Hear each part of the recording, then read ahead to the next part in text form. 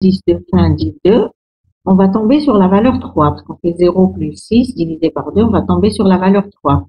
Le t de 3, c'est la valeur 17. Donc, on va comparer, on va regarder est-ce que on est tombé sur la valeur que l'on cherche, c'est-à-dire est-ce que t de 3 égale 40? Non, t de 3 égale 17. D'accord?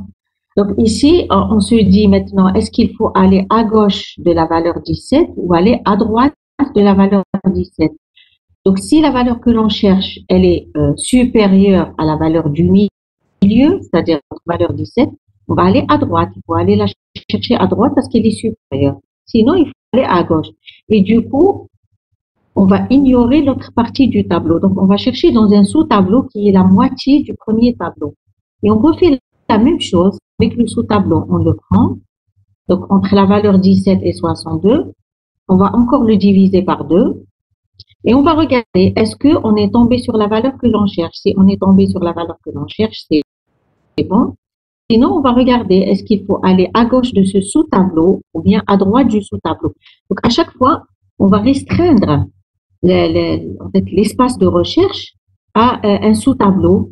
Au début, c'est un sous-tableau de taille n sur 2, ensuite un sous-tableau de taille n sur 4, ensuite un sous-tableau de n sur 8 et ainsi de suite. Donc, la taille du sous-tableau, à chaque fois, elle est réduite. Parce qu'on prend toujours la décision d'aller soit vers la gauche de la valeur du milieu ou bien vers la droite de la valeur du milieu, selon notre valeur. Et c'est pour ça que la méthode dichotomique ne peut pas s'appliquer à une structure qui n'est pas triée. Il faut qu'elle soit triée. Donc ici, donc on avait pris, pour l'indice de début, on avait pris 3 et l'indice de fin 6, avec le sous-tableau 17,62. D'accord? Donc quand je prends 3 et 6, je vais diviser ce tableau en deux. Je fais 3 plus 6 divisé par 2. 3 plus 6 divisé par 2, ça donne 9 sur 2, ça donne 4. D'accord, une division entière. Ça donne 4. Et donc, je regarde à t de 4, t de milieu, t de 4, est-ce que c'est la valeur que je cherche? Je vais trouver que effectivement à t de 4, je trouve la valeur 40. D'accord? Et là, j'arrête. Quand je trouve ma valeur, j'arrête. D'accord? Mais sinon, il faut encore aller soit à gauche, soit à droite, etc. Et c'est ça la méthode globalement de la recherche dichotomique et je pense qu'on vous en a parlé déjà en première année. Hein. Voilà, donc vous lisez le principe de la recherche dichotomique dans cette diapo.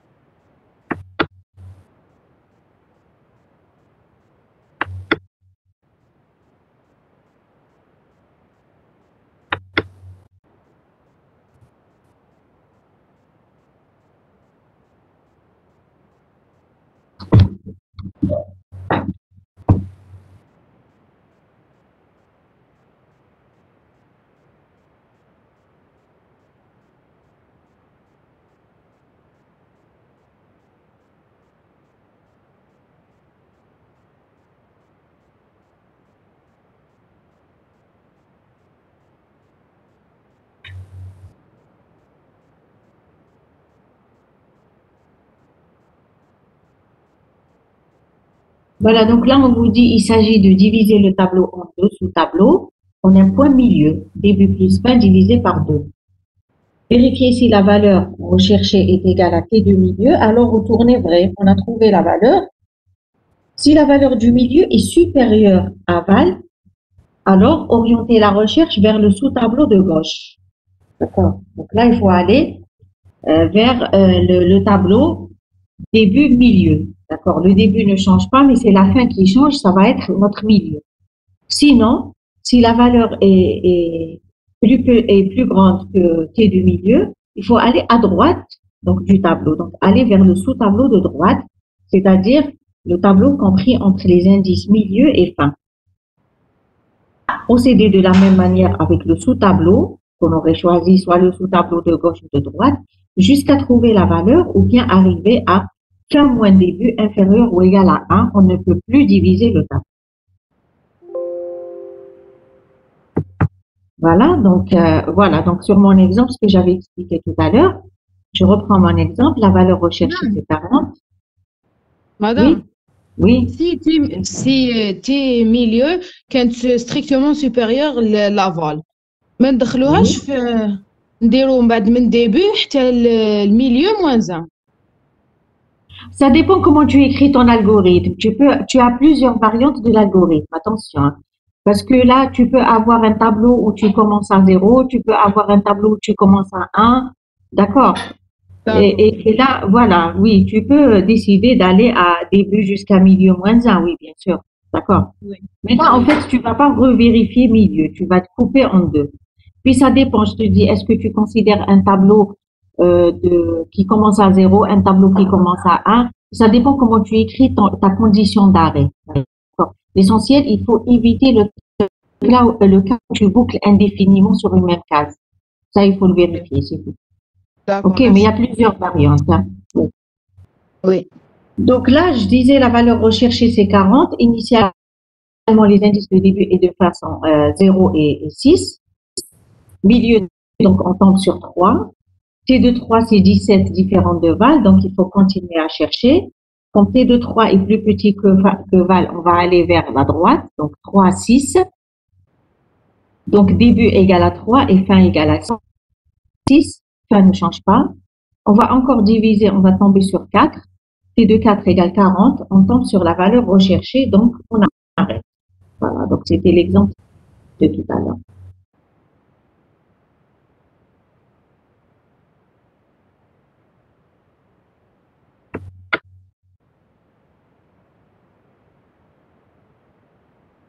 Voilà, donc l'algorithme, c'est une partie de l'algorithme.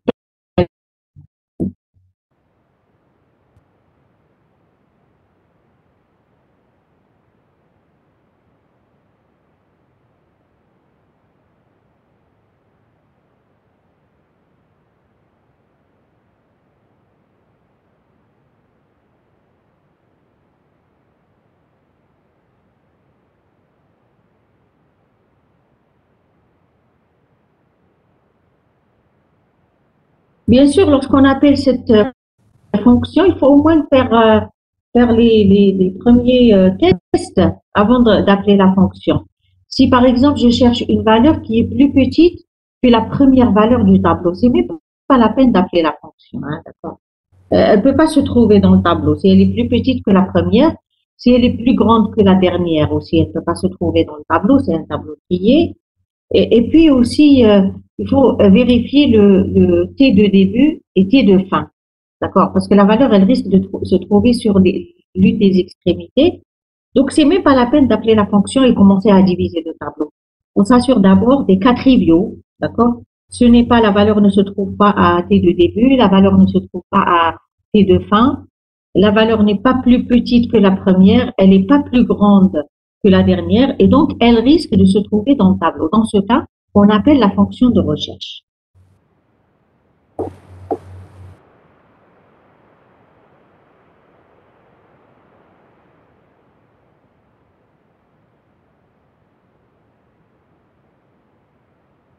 Voilà, donc l'algorithme, c'est en entrée, vous avez votre tableau, votre valeur, la taille du tableau.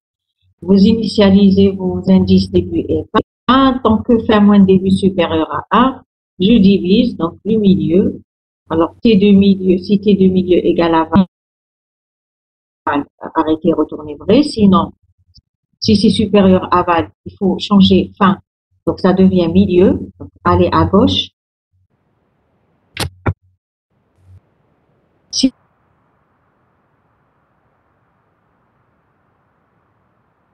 ça devient égal à milieu. La fin, donc, retournez faux. Donc, si on arrive à avoir la condition fin moins début inférieur ou égal à 1, ça veut dire qu'on n'est jamais sorti. Je reviens. On n'est pas sorti avec retourné vrai, hein. Ça veut dire qu'on n'a pas trouvé la valeur quelque part. Quand on a divisé, on n'a pas trouvé la valeur. Et donc, à la fin, il faut retourner. Voilà. Et là, vous, comme j'ai dit à votre camarade, vous pouvez écrire d'une autre manière, c'est-à-dire en changeant déjà la condition d'arrêt, en allant Donc, à milieu moins 1, au lieu d'affecter milieu, vous affectez milieu moins 1. Donc, ça dépend des variantes de votre algorithme. Là, début, vous pouvez commencer à 1, mais nous, comme on a pris la convention du C, on commence à 0. Voilà, donc essentiel quand vous testez, essayez de voir les cas où l'algorithme ne boucle pas à la fin indéfiniment sur une même case. Voilà, donc la question pour cet algorithme, c'est le calcul de complexité. OK? Alors, il faut essayer donc de raisonner de la même manière que les autres exercices, regarder les actions élémentaires, le nombre d'actions dans les boucles, après se poser la question combien de fois va se répéter la boucle. Là, on a une seule boucle. Il faut regarder combien de fois la boucle va se répéter. Et c'est ce qui va donner la complexité de votre algorithme.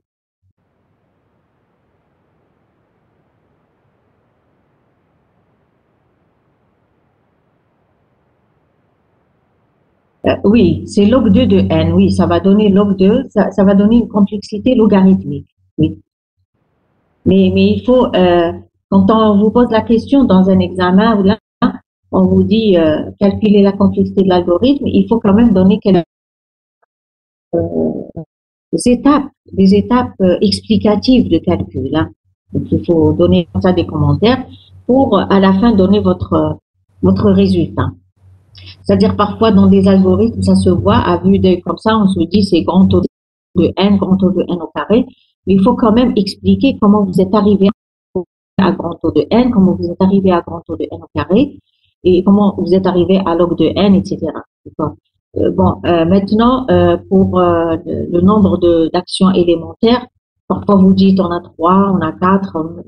Là, c'est pas méchant. Hein, même si je dis j'ai 4 fois n ou j'ai 3 fois n, j'ai pas fait attention à une instruction. Là, c'est pas méchant. Ça donne un grand taux de n, c'est pas grave. On n'est pas à une unité ou la 2 unités de calcul près. Hein.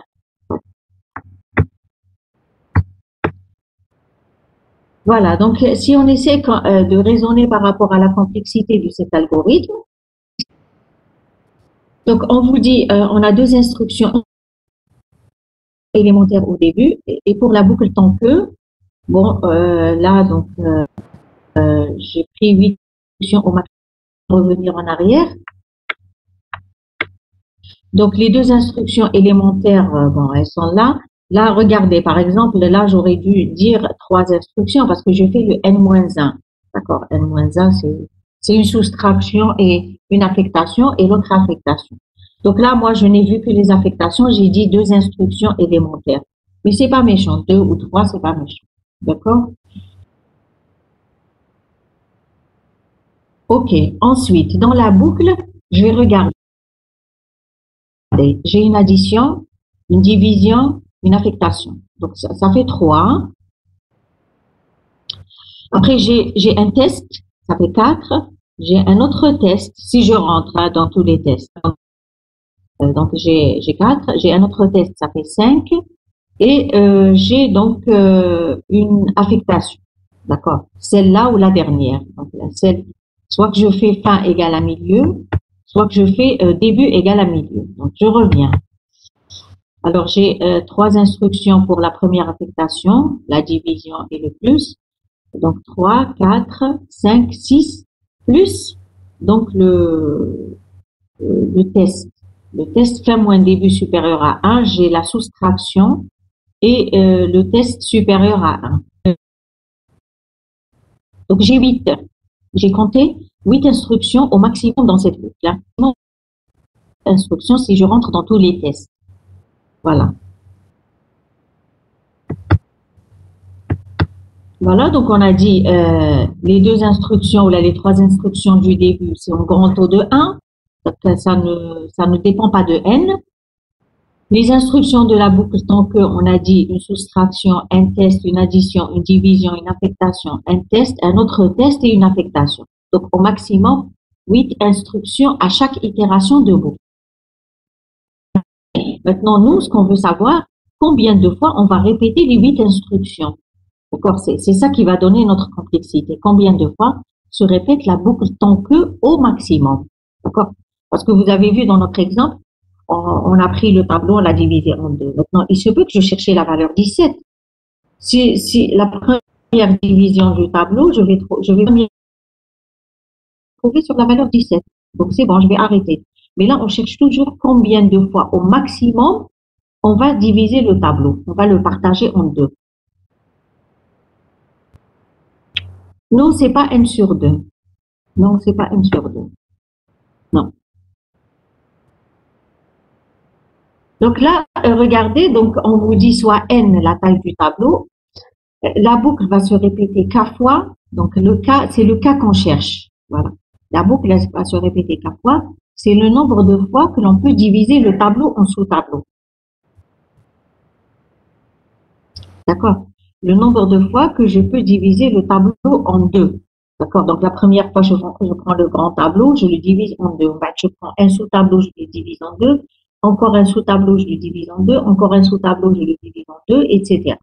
Donc pour le calcul de complexité de cet algorithme et des algorithmes semblables, on pose comme hypothèse, pour simplifier le calcul, que le tableau peut être divisé par deux. La taille du tableau peut être plusieurs fois.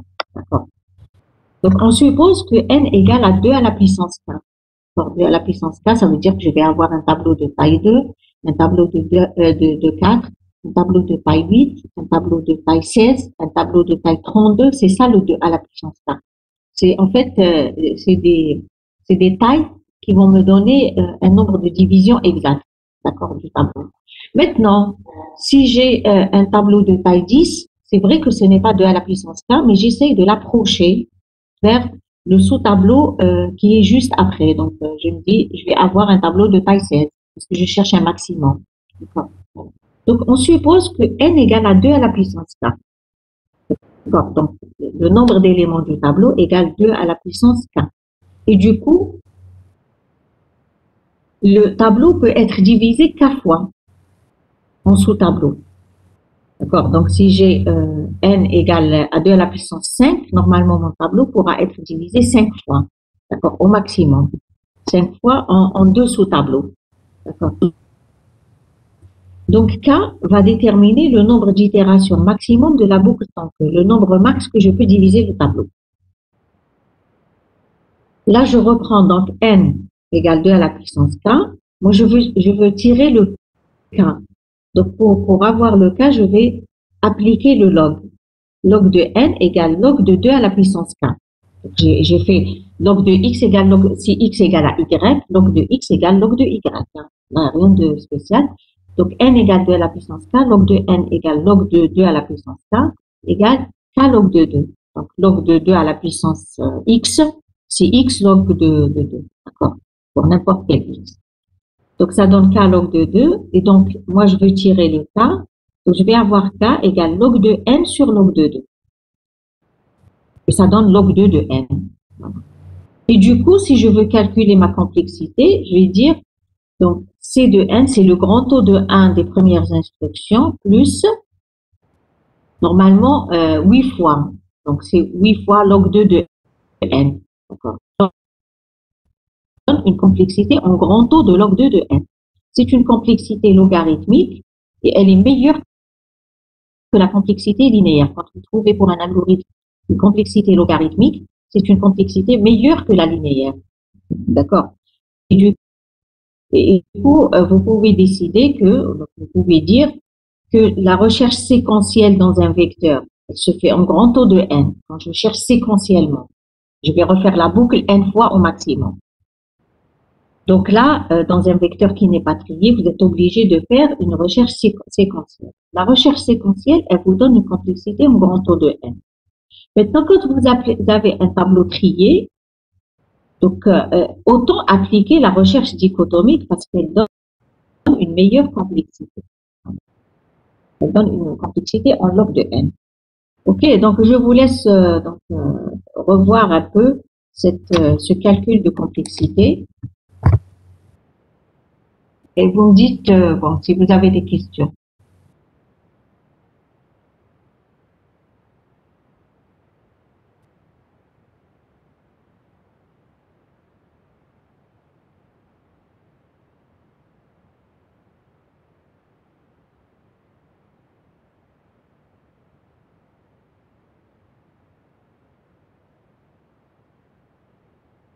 Je ne répète pas 2 à la puissance k fois, je répète k fois.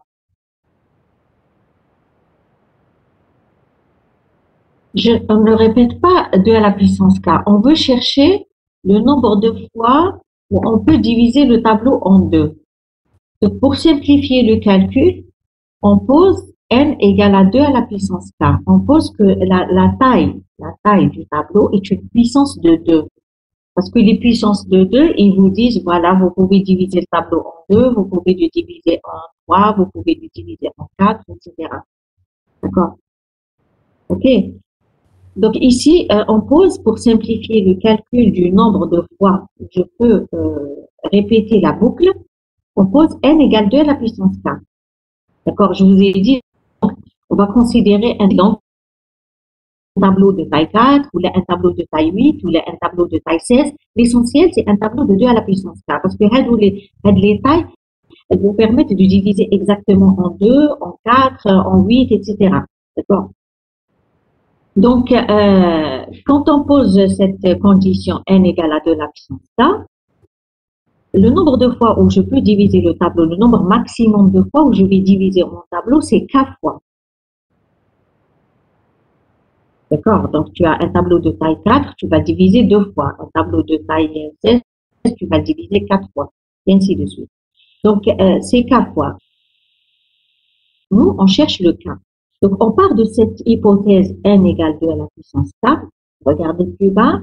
N égale 2 à la puissance k. Pour chercher le k, pour tirer le k, je vais appliquer le log. D'accord? Log de n égale log de 2 à la puissance k. Mais log de 2 à la puissance k, c'est k fois log de 2. Et du coup, vous avez log de n égale k fois log de 2. Et donc, le k, il va vous donner log de n. Et ça donne log 2 de n. Et votre complexité, donc, elle va suivre cette grandeur log 2 de n, parce que c'est 8 fois, en fait, c'est le nombre d'instructions de la boucle, multiplié par le nombre de fois où je répète la boucle. C'est 8 fois k, c'est 8 fois log 2 de n, et donc ça donne un grand taux de log 2 de n.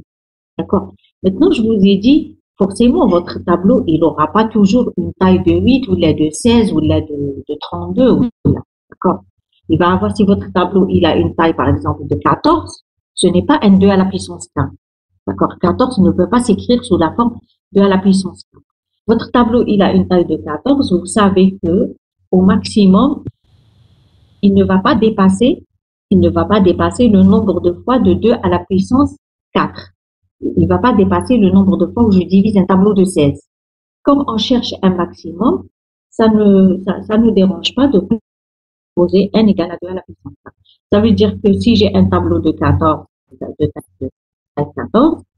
c'est sûr qu'il va se comporter, qu'il va avoir que la boucle, elle va se répéter au maximum 4 fois.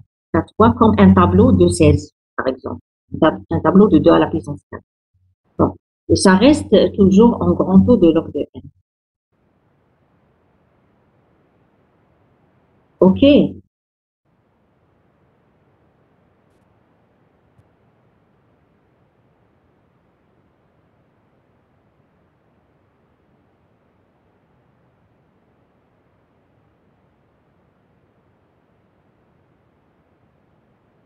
Est-ce qu'il y a d'autres questions?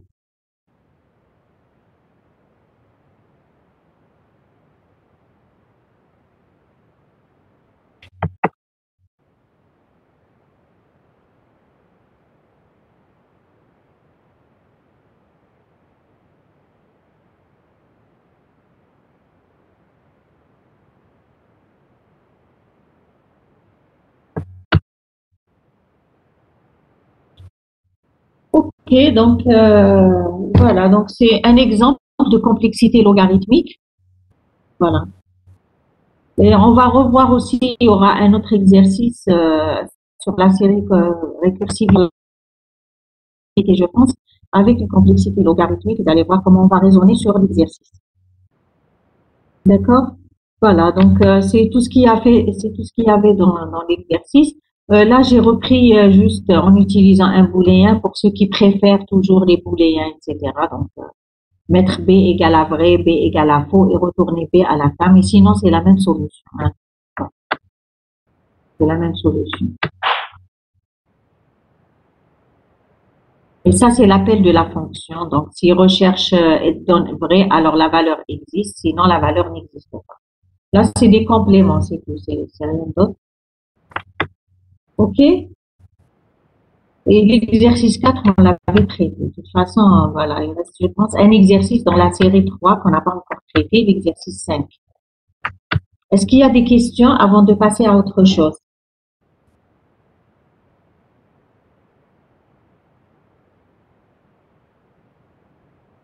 OK, donc voilà.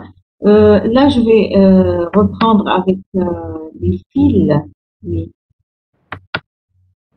J'ai partagé le chapitre d'hier.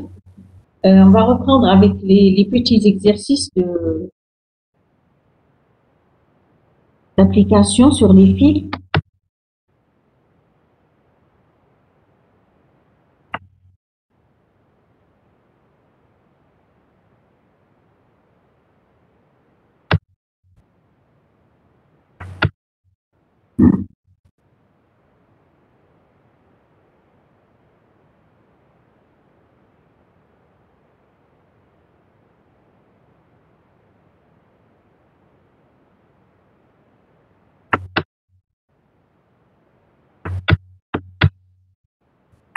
Donc, on avait vu les deux types de représentation, les primitives de manipulation de la file dans le cas des deux types de représentation. On avait dit que la file, c'est une structure avec donc le type FIFO avec deux points d'entrée, tête et queue.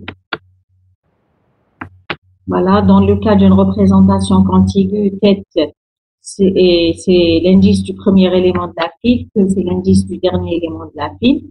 Et dans le cas d'une représentation chaînée, tête et queue sont des pointeurs vers respectivement le premier et le dernier élément de la file. Et quand je veux enfiler, j'enfile après la queue.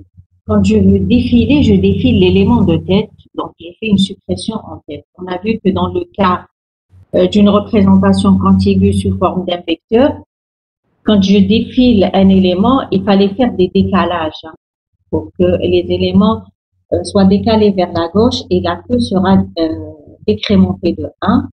Après, j'avais dit qu'il y avait une autre manière de faire, en fait, de manipuler la file, lorsque je fais des défilements, je déplace la tête. Je déplace la tête et je vais la traiter de manière circulaire.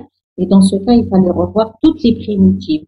C'est-à-dire, il fallait réécrire toutes les primitives. J'ai laissé ça comme une question ouverte. Et donc, dans le cas d'une représentation chaînée, donc l'ajout d'un élément, c'est après la queue, c'est juste un chaînage.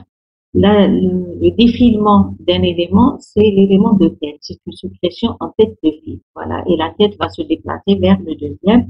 Il fallait faire aussi attention au cas où j'enfile le premier élément, le tout premier, et le cas où je défile le tout dernier. C'est-à-dire, il ne reste plus rien dans la file quand je défile le dernier élément restant dans la file. Là, c'était des cas particuliers à ne pas négliger. Voilà. Donc maintenant, il y avait des exercices d'application. On avait raisonné sur les deux premiers. On avait même répondu pour la construction d'une file de n entier et la recherche d'une valeur dans une file. Là, on avait répondu aux deux questions. Restent les questions 3 et 4.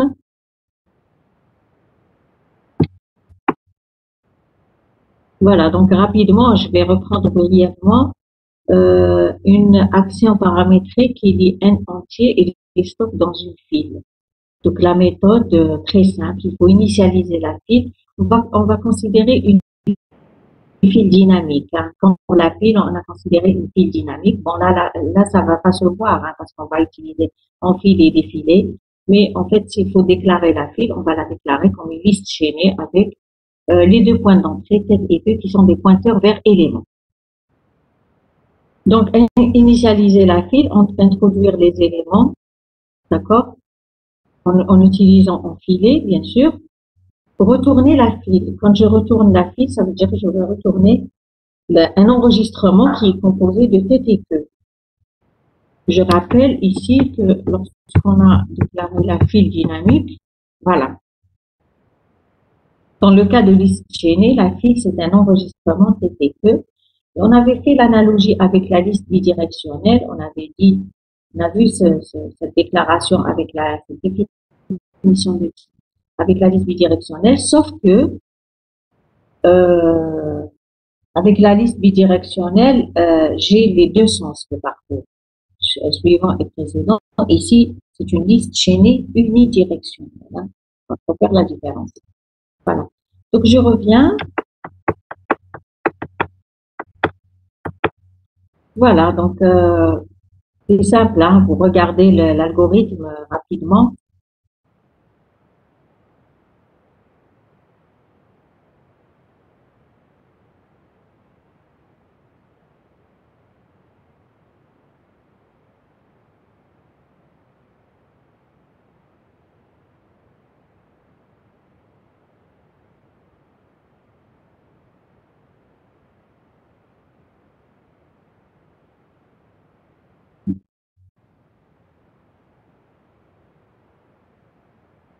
Et là, votre camarade, hier, quand on avait commencé à travailler la question, il m'avait dit, je vais créer le premier élément, après je vais empiler les autres. Non, même le premier élément, il faut l'empiler parce que la primitive empilée elle-même, elle va traiter le cas du premier élément. Hein. Si vous revenez à la primitive empilée, elle teste si c'est le premier élément, elle va donc faire un traitement particulier. Elle va mettre tête et queue sur cet élément. Voilà, donc on n'a pas à traiter le premier élément à part, comme dans une liste, comme dans la construction d'une liste, parce que empilée elle-même, elle fait le traitement du premier élément.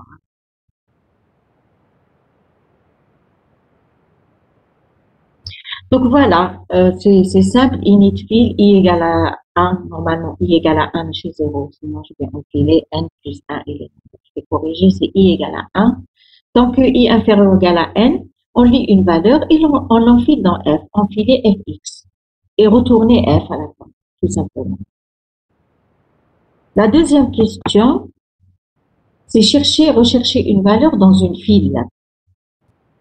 Alors, comme pour la pile, pour chercher une valeur dans une file, il faut savoir que vous ne pouvez voir que l'élément de tête. D'accord? Vous pouvez voir l'élément de tête. Vous pouvez aussi voir l'élément de queue, mais vous n'allez pas aller chercher l'élément de queue. Vous allez explorer les éléments à partir de la tête. Donc, le premier élément qu'on doit traiter dans une file est l'élément de tête. Pour rechercher une valeur, il faut défiler les éléments jusqu'à trouver la valeur recherchée ou arriver à une file vide. Si vous arrivez à une file vide, vous n'avez pas trouvé la valeur. Là, on vous dit, lorsqu'on défile les valeurs, il faut les sauvegarder dans une file intermédiaire. D'accord? Donc, vous allez défiler des valeurs.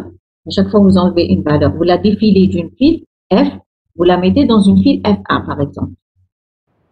Si vous trouvez votre valeur quelque part en tête de file, c'est bon, vous arrêtez. Bon. Sinon, il faut continuer jusqu'à vider votre file et dire que la valeur n'existe pas. Maintenant, on a dit que même chose pour la pile, quand on cherche quelque chose dans une structure, juste une consultation, une vérification, il faut remettre les éléments en place. Là, on a défilé des éléments, il faut les remettre. Mais en fait, il faut savoir que c'est pas la même logique que la pile. La pile, c'était empiler, dépiler. Après, quand je dépile de la pile intermédiaire, je réempile dans la pile initiale, je retrouve les éléments dans l'ordre initial. Là, c'est pas le cas, hein. Attention. D'accord? Si vous commencez après à défiler de la file intermédiaire pour remettre dans la file initiale, vous n'allez pas avoir l'ordre de vos éléments, hein. Vous allez avoir des éléments qui ont été désordonnés par rapport à leur état initial. Et c'est pour cela que je vous mets en fait donc les deux remarques en bas. en bleu.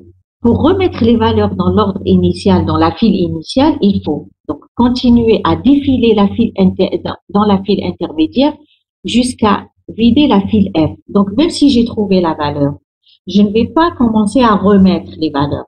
Je ne remets pas. Je continue à défiler les valeurs restantes.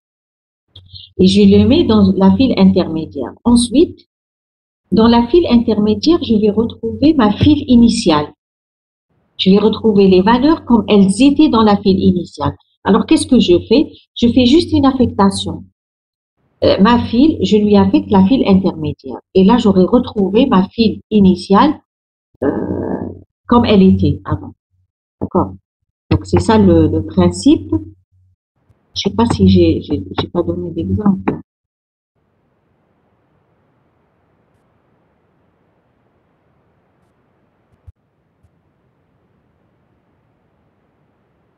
Je ne sais pas, est-ce que cet exemple, c'est celui que je veux? Oui, c'est ça. Donc, il est un peu déplacé. Regardez. Non, ça, c'est l'insertion. Ça, c'est l'insertion. Oui, c'est le même principe. Hein. Donc, j'ai fait l'exemple pour l'insertion, mais c'est le même principe. Il faut voir que là, par exemple, hein, je vais raisonner sur cet exemple. Regardez là, par exemple, si vous cherchez la valeur, je sais pas, vous cherchez la valeur, donc j'ai défilé jusqu'à 30. Bon, je suppose que je cherche la valeur 38, par exemple. Je cherche la valeur 38. OK. Alors, je vais défiler. Regardez, là, c'est une file triée, c'est pas la même chose. Allez, je vais défiler les valeurs, d'accord? Je vais défiler 10 et enfiler dans F1. Donc, je vais avoir 10, je vais défiler 20 et je l'enfile dans F1. Je vais avoir 20 après. Je défile 30, je l'enfile dans F1, d'accord? OK? Et donc, je vais avoir 10, 20, 30. Et dans l'autre file, il va me rester 40, 50 et 60. Bon, supposer que la file est triée, je vais m'arrêter. Je cherche 38, je trouve 40, c'est pas la peine de continuer. Donc, regardez, dans F1, j'ai les valeurs 10, 20 et 30. Ça, c'est la file intermédiaire, F1. Et dans F, il me reste 40, 50 et 60. Si je fais, par exemple, maintenant, je remets les éléments. Si je fais défiler de F1 pour remettre dans F, qu'est-ce que je vais avoir? Dans F, il y a déjà 40, 50 et 60. Donc, si je défile de F1 pour mettre dans F, je vais avoir le 10 après le 60, le 20 après le 10 et le 30 après le 20. Donc, je vais avoir une file avec 40, 50, 60, ensuite 10, 20 et 30. Ce n'est pas ma file initiale. Ce n'est pas ma file initiale. Alors, qu'est-ce que je décide de faire? Ma file intermédiaire F1, elle contient déjà les 3 premières valeurs. Je vais continuer à défiler 40, 50 et 60 dans F1. D'accord? Donc, j'enlève 40 de F, je le mets après 30. J'enlève 50 de F, je le mets après 40. Et j'enlève 60 et je le mets après 50. Donc, je vais avoir dans F1 une file qui contient les valeurs 10, 20, 30, 40, 50, 60. Et du coup, c'est ma file initiale. Et après, qu'est-ce que je fais? Je fais F égale F1. Je fais juste une affectation. Il faut prendre un petit exemple et essayer de voir vous-même, d'accord, que ce n'est pas le même principe que la pile. D'accord. Donc là, initialiser la file F1, tant que non file vide F et tête file différent de val. Tant que je ne vois pas la valeur à la tête, qu'est-ce que je fais? Je défile de F et j'enfile dans F1. D'accord. J'enlève les éléments jusqu'à trouver la valeur dans tête ou bien arriver à la file vide. Si la file F devient vide, je mets le booléen à faux parce que la valeur n'est pas trouvée. Sinon, je mets le booléen à vrai. D'accord. Donc, jusque-là, la boucle, elle est claire. Hein? D'accord. J'initialise la file F1, une file intermédiaire. Tant que la file F n'est pas vide et la tête de file est différente de val, cette file, c'est comme le sommet pile. Hein? Cette file, c'est différent de val. Qu'est-ce que je fais? Je défile de F et je mets dans F1. J'enfile dans F1. Si j'arrive à une file vide, le booléen est à faux. Sinon, je mets le booléen à vrai. Maintenant, la suite, pour remettre les valeurs en place, on a dit continuer à défiler F dans F1. Dans F1. Tant que non file vide F, faire défiler de F et enfiler dans F1. Donc, je continue à enlever les valeurs. Donc, je vous mets un commentaire que dans F1, on retrouve les éléments de F dans l'ordre initial. Donc, voilà. Et donc, on récupère l'état initial de F en faisant F égale F1. Là, je récupère ma file initiale F. Et je retourne B. Le booléen pour dire j'ai trouvé ou j'ai pas trouvé.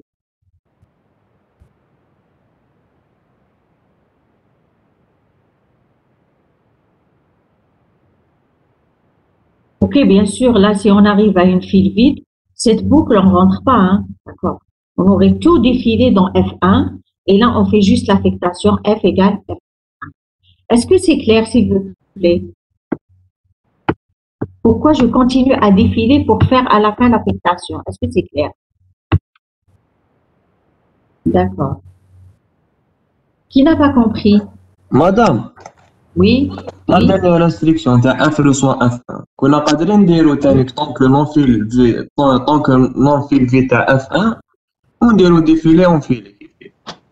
Non, d'abord, attends, regarde. Quand tu fais ton queue non fil vide de F1, défilé enfilé, je rappelle toujours que défilé enfilé, c'est des opérations coûteuses et il faut pas les voir comme de simples instructions, c'est des codes comme ça et tu vas faire une boucle. D'accord. Autre chose, regarde si tu as F1, je reviens à l'exemple.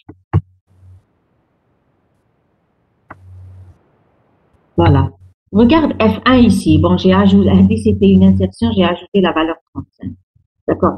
Tu fais, oui, défilé et enfilé, oui. Là, tu vas retrouver le même ordre. Tu vas avoir 10, 20, 30.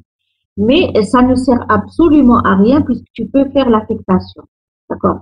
Pourquoi ajouter un traitement qui va boucler autant de fois que le nombre d'éléments de F, qui va faire des allocations et des libérations d'espace, alors que tu as l'état initial de ta file F dans F1.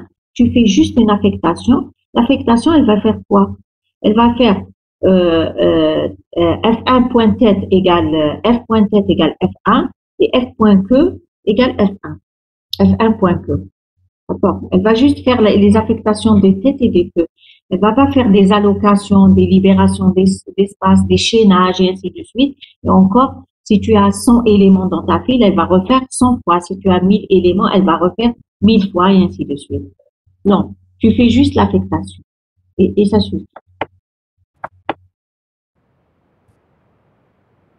Autre question?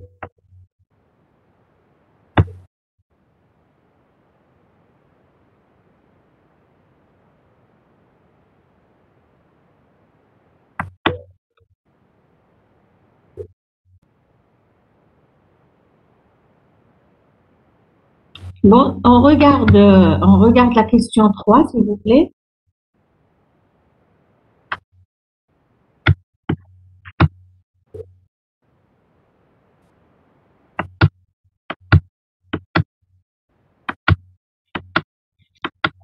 Voilà, on regarde la question 3. Une file triée par ordre croissant des valeurs et une action qui insère la valeur val dans la file. On va insérer dans une file triée. Ça veut dire qu'il faut respecter l'ordre des valeurs. Vous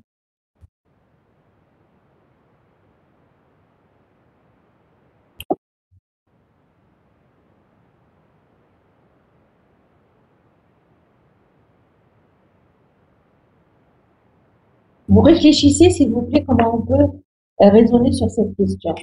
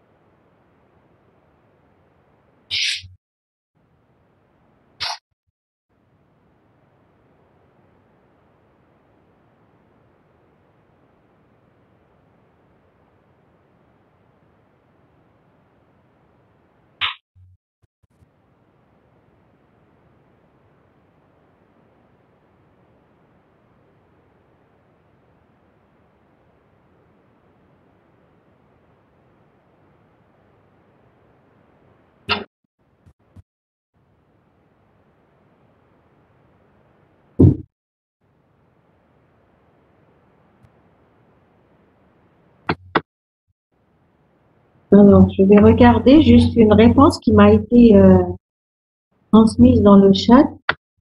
Donc, tant que l'on file vite de F, s'il valait supérieur à cette file, alors on file. Non. Non, là, il y a une erreur. Hein. S'il valait supérieur à cette file, non.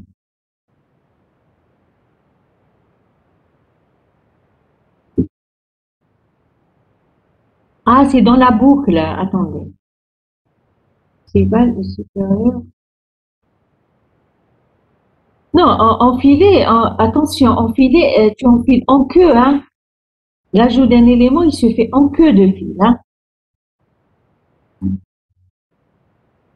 Okay. Là, il y a une erreur. Hein. Le hammer. Il y a une erreur.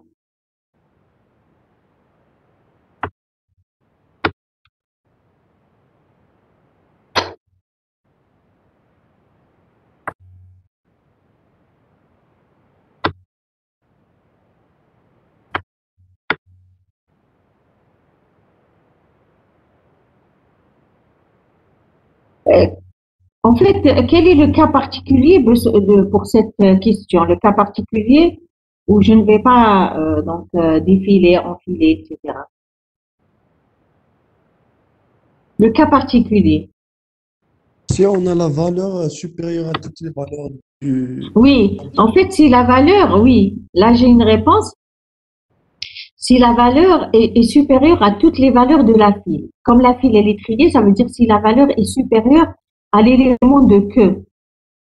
D'accord? La valeur, elle est supérieure au dernier, donc elle est supérieure à toutes les autres. Là, il faut juste l'enfiler. C'est pas la peine de s'amuser à défiler et enfiler. Hein? D'accord? Après. OK? Donc, si la valeur, vous avez une file qui contient les valeurs 5, 10, 20, vous voulez enfiler la valeur 30, vous allez aussitôt l'enfiler après la valeur 20. Parce que l'enfilement, il se fait en queue. D'accord? Maintenant, pour les autres cas, si la valeur n'est pas supérieure à la dernière, elle va être quelque part. Elle va être soit au début, soit au milieu. Et dans ce cas, il faut défiler et enfiler jusqu'à trouver la position où vous devez insérer votre valeur.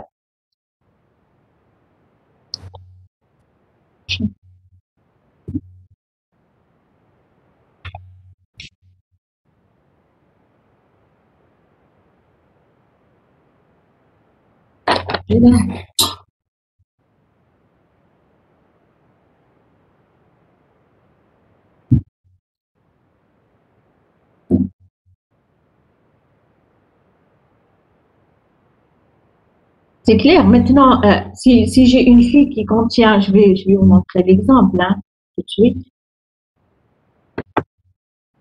Donc,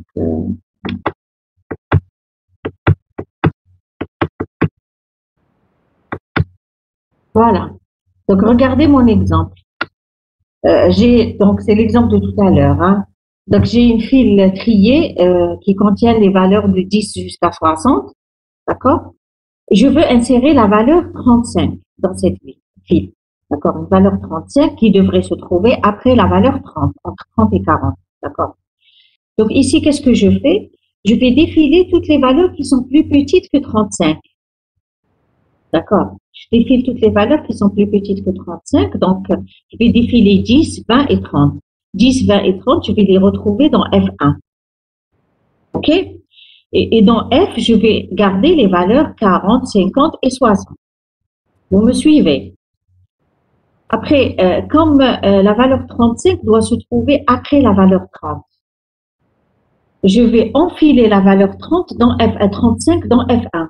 Donc, je vais enfiler F1 val. Et je vais retrouver la valeur 35 après la valeur 30.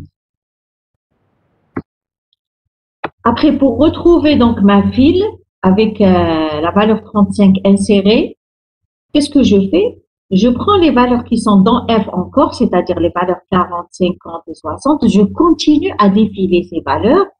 Une fois que j'ai inséré 35, je continue à défiler les valeurs de F et les mettre dans F1. D'accord? C'est ce que j'ai fait. Donc, j'ai jusqu'à 35. Après, je défile 40, elle va se mettre, et je la mets dans F1, elle va se mettre après 35. 50 va se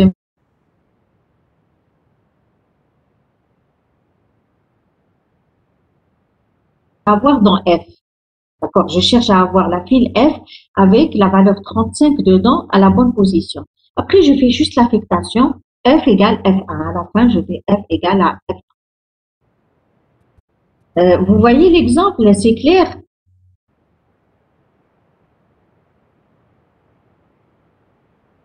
Donc, je défile toutes les valeurs qui sont plus petites. Après, j'enfile la valeur dans la file intermédiaire.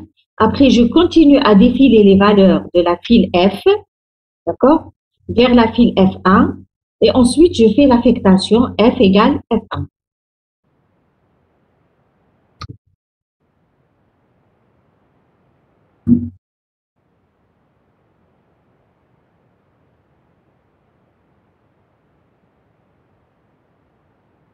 Vous avez suivi avec moi l'exemple?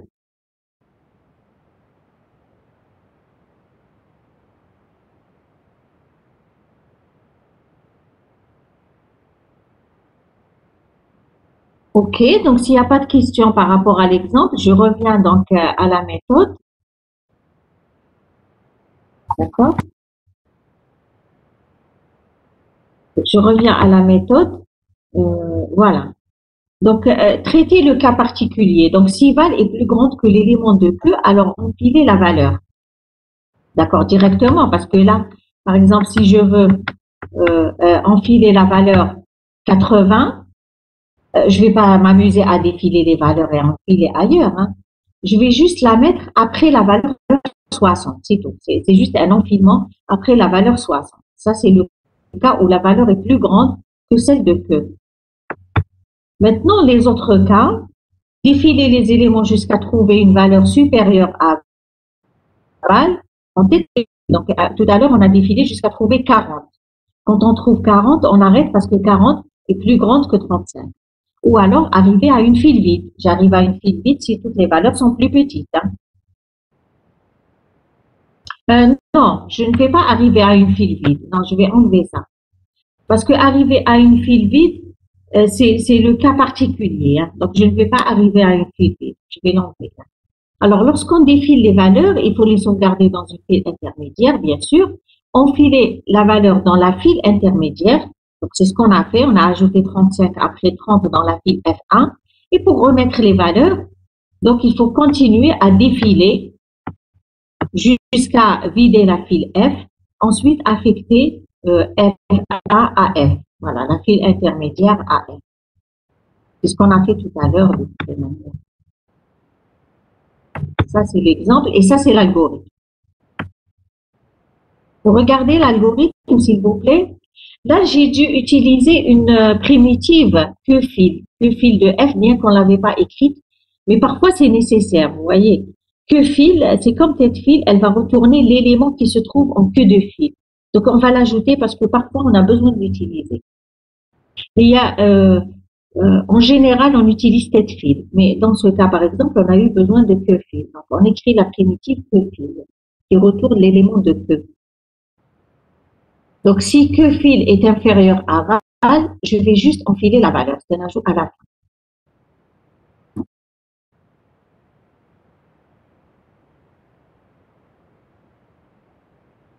C'est la première partie, hein, c'est pas fini.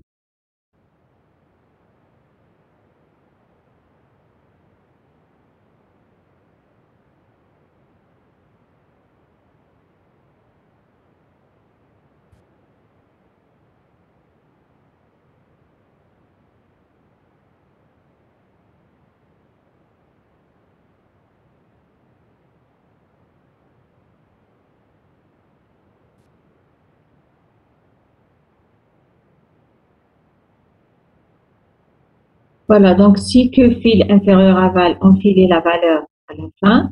Sinon, tant que non-fil vide F et tête-fil inférieur à val, tant que la valeur que je vois en tête est plus petite que val, je défile de F et j'enfile dans F1. Donc, j'enlève toutes les valeurs qui sont plus petites. Là, je vais ajouter la valeur val dans F1. Donc, enfiler F1, val. C'est la valeur 35 que j'ai ajoutée tout à l'heure. Après, je continue à défiler F dans F1. Tant que non-fil vide F, défiler F et enfiler F1. Enfiler dans F1. Et à la fin, je fais mon affectation F, je lui affecte F.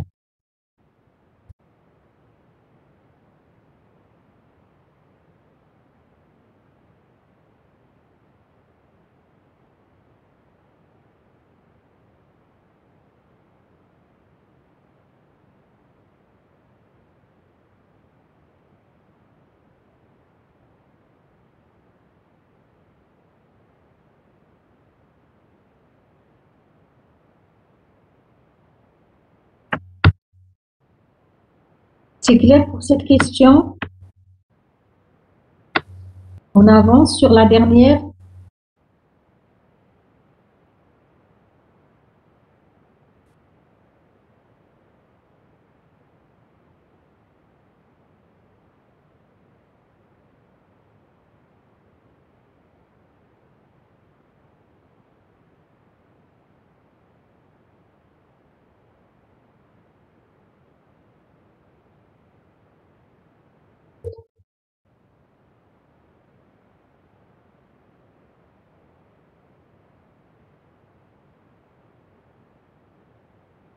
Bon, la dernière question, c'est la suppression de toutes les occurrences de val dans une file.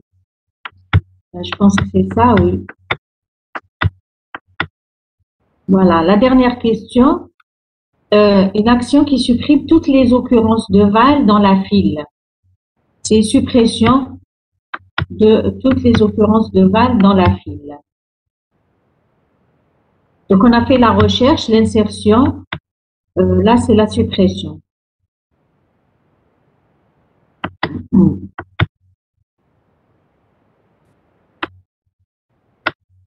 C'est relativement facile hein, par rapport à la question précédente. C'est plus facile, il n'y a pas de cas particulier. Donc, dites-moi rapidement, s'il vous plaît, comment j'écris l'algorithme.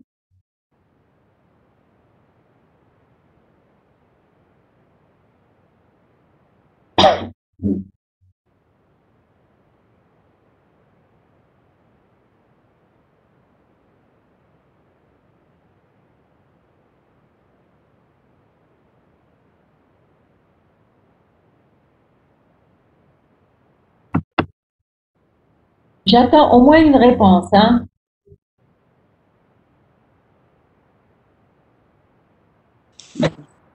Madame, on compare la tête file avec la valeur. Oui, qu'est-ce qu'on fait? J'entends pas très bien, oui. Qu'est-ce qu'on On fait? compare, on compare tête file avec la valeur. Oui, Si c'est la même valeur, on va pas l'enfiler dans une autre oui, oui. file intermédiaire. Si ce n'est pas la même valeur, on va l'enfiler dans une autre file.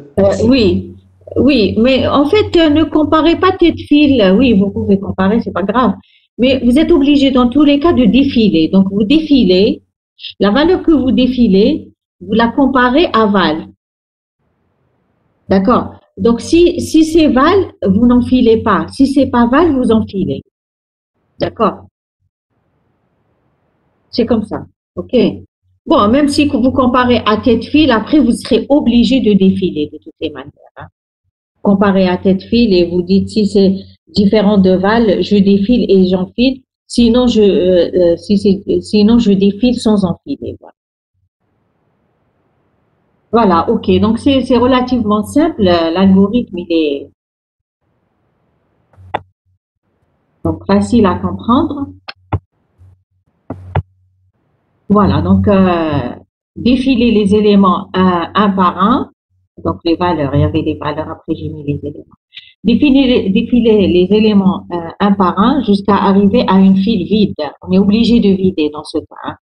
Si la valeur est différente de val, il faut l'enfiler dans une file, d'accord? Et à la fin, donc, affecter la file F1 à F. Voilà, toujours, je fais l'affectation F1 dans F. OK, voilà. Donc, vous regardez l'algorithme, s'il vous plaît.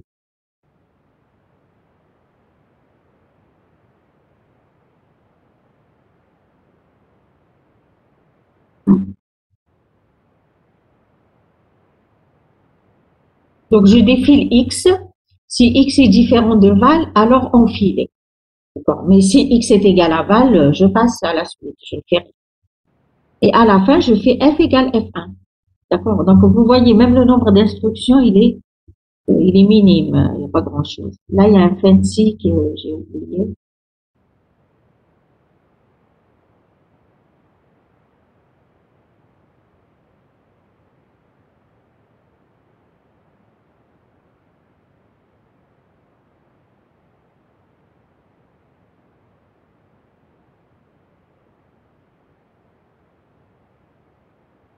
C'est clair pour cette question, c'est bon?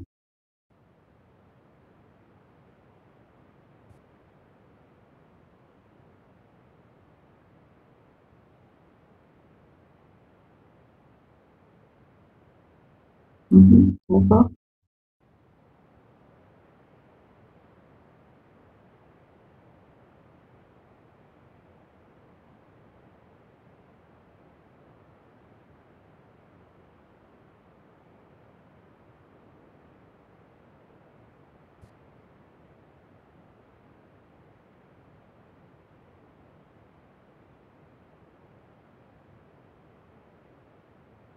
Ok, donc ça c'était les exercices d'application en fin de cours. Là, on va continuer un peu sur les fils. Je vais donc partager autre chose. L'exercice, on va choisir une ou deux questions de l'exercice 6.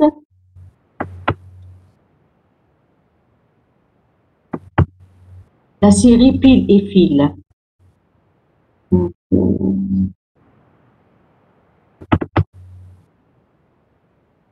Bien sûr, vous pouvez continuer à poser vos questions. Si vous n'avez pas compris quelque chose, on peut revenir en arrière, hein.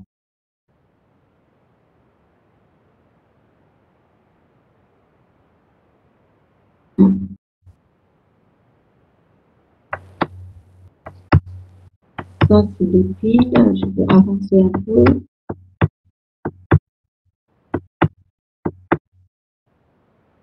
Voilà, donc il y a un exercice qui ressemble un petit peu à l'exercice d'application. Voilà, donc remplir N qui renvoie une file, ça on a déjà vu, donc c'est la première question. Affiche fil, monsieur, affiche fil. Affiche fil qui affiche les éléments de la file.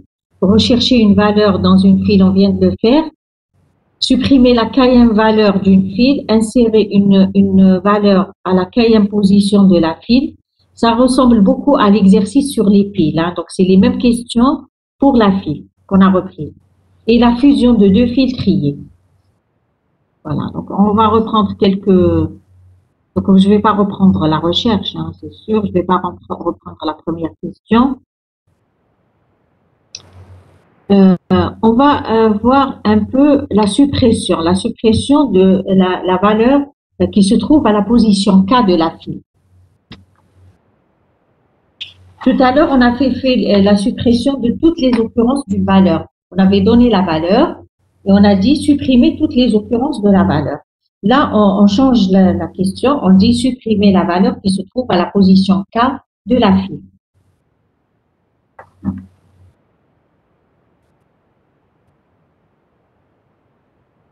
J'attends vos réponses, hein. Donc, supprimer la valeur qui se trouve à la position K de la file.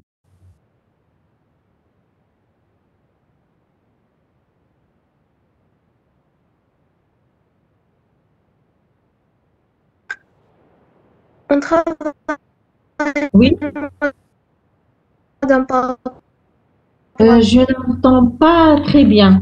Je n'entends pas, ça se coupe. on fait que Vous m'écrivez, s'il vous plaît, dans le chat parce que je n'entends pas.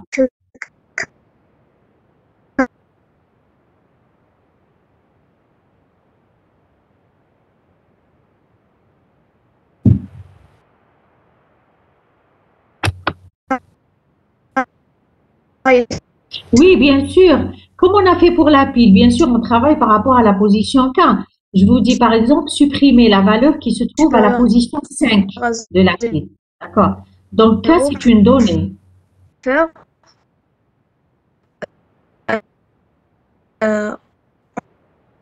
on enfiler.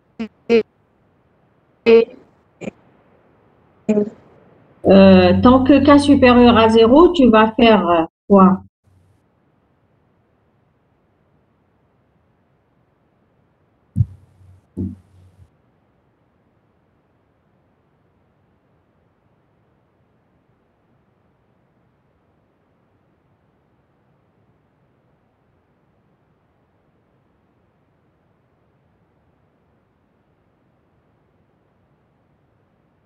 Donc, défiler de F et enfiler dans F1, oui. Tu fais K moins moins, c'est sûr.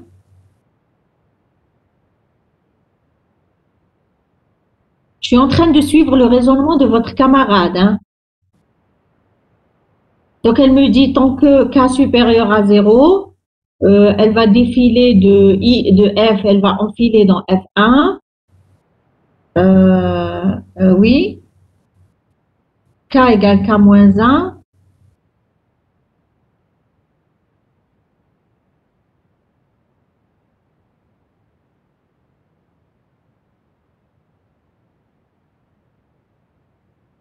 Ensuite,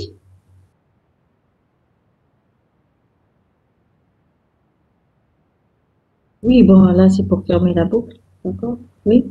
Euh,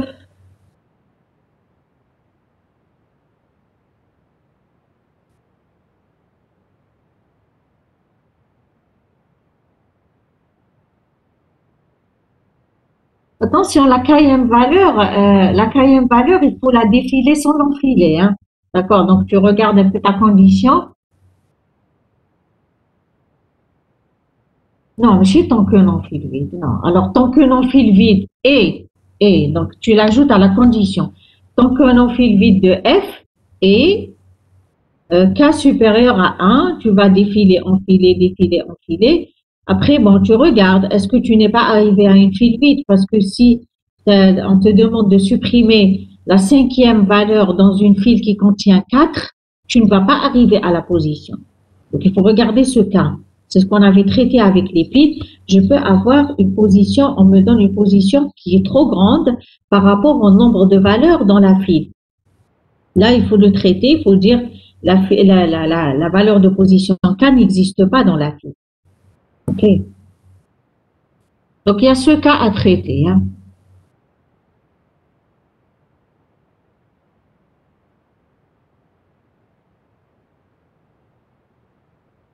Et la valeur K, il ne faut pas l'enfiler. La valeur de rang K, il ne faut pas l'enfiler. Il faut la défiler sans l'enfiler. C'est ça la suppression de la valeur. Donc, en fait, il faut défiler et enfiler K-1 élément. K-1. Et quand la valeur K se trouve en tête, la valeur de rang K va se retrouver en tête, on va la défiler sans l'enfiler. D'accord? Et traiter le cas où la valeur K n'est pas correcte. D'accord? Donc là, je reprends un peu la déclaration de ma file dynamique, d'accord? Avec pointeur tête et queue. Ça, c'est l'affichage, c'est simple, hein, c'est défiler et afficher. Et ensuite faire F égale F1. Donc la suppression. Donc là, la méthode, c'est quoi? C'est défiler les K-1 éléments à partir de la tête et les enfiler dans une file intermédiaire F1. Si la file devient vide avant d'arriver à K-1, alors la position est erronée, par exemple, supprimer le cinquième élément dans une file qui ne contient que 4 éléments. Donc non, monsieur, avant d'arriver à K-1, avant d'arriver à K, d'accord? Supprimer le cinquième élément dans une file qui ne contient que 4. Ça, on l'avait fait avec les piles. Sinon, si on trouve l'élément de rang K, on va le défiler, c'est tout. Et la même chose, on va continuer à défiler les valeurs et après, on fait affecter F1 à F. Vous regardez l'algorithme, s'il vous plaît, vous me dites s'il est correct.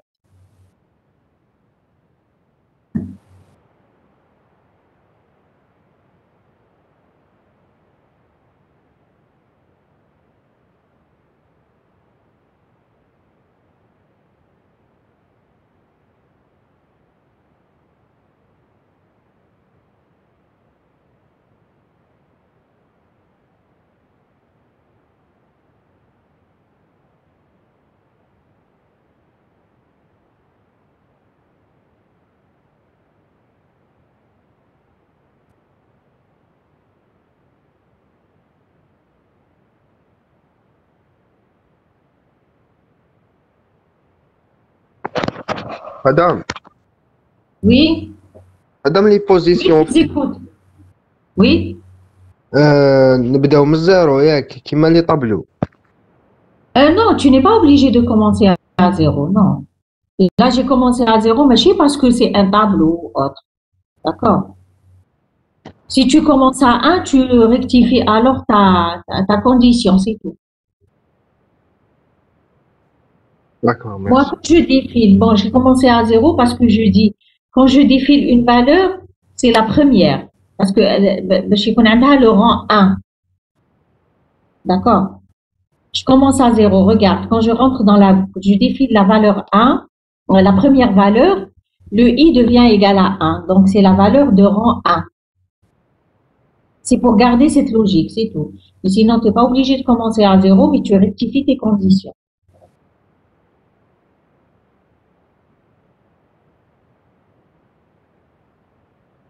Le i ici, c'est un compteur et j'ai fait en sorte, à chaque fois que je défile une valeur, je vais avoir son rang exact dans la file. Je défile la première, le rang taha égale à 1. Je défile la deuxième, son rang égale à 2. Et ainsi de suite. Pour ne pas avoir un décalage, c'est tout.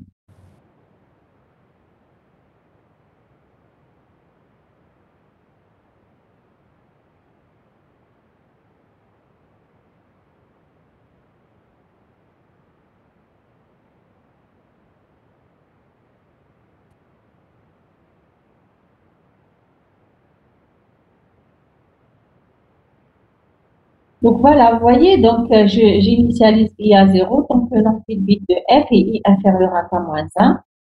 Je défile la valeur, je l'enfile dans f1 et j'incrémente le rang, d'accord, le i. Bien sûr, avec cette boucle, je vais défiler k-1 éléments. Quand j'arrive à k-1, je vais arrêter. Donc je défile k-1 éléments.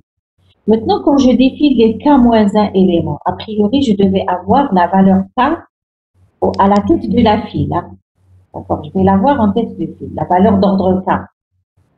Mais si je sors de cette boucle avec une file vide, ça veut dire que je n'ai pas assez d'éléments, je n'arrive pas au rang K. La valeur de rang K n'existe pas.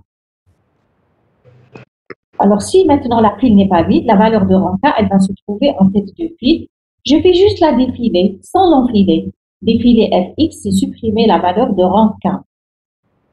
Ensuite, on a dit, pour retrouver les valeurs, les autres valeurs dans l'ordre, on va continuer à défiler tant que l'enfile vide de F. On va défiler de F et enfiler dans F1 et on va faire l'affectation à la fin F1 égale F égale F1. Madame, Oui, madame, supposons عندنا une pile فيها 3 éléments. une حبيت file, ننسيري oui, 3 éléments. une file Ouais. فيها 3 éléments حبيت ننسيري في la position 4 نقدر. Oui, bien sûr, ça c'est l'insertion, c'est pas la suppression, attention. أنا نديرو في la suppression. ايه صح صح. نديرو في la suppression. Il me faut la valeur de rang K. Bien sûr Oui, que donc si tu as une file de 3, tu veux insérer à la position 4, tu peux. Mais si tu as une file de 3, tu veux insérer à la position 5, tu ne peux pas. Parce que la position 4, après, elle ne va pas exister. oui. C'est ça. D'accord madame, merci. OK. Donc, c'est la question suivante, justement. On veut insérer une valeur à la position K.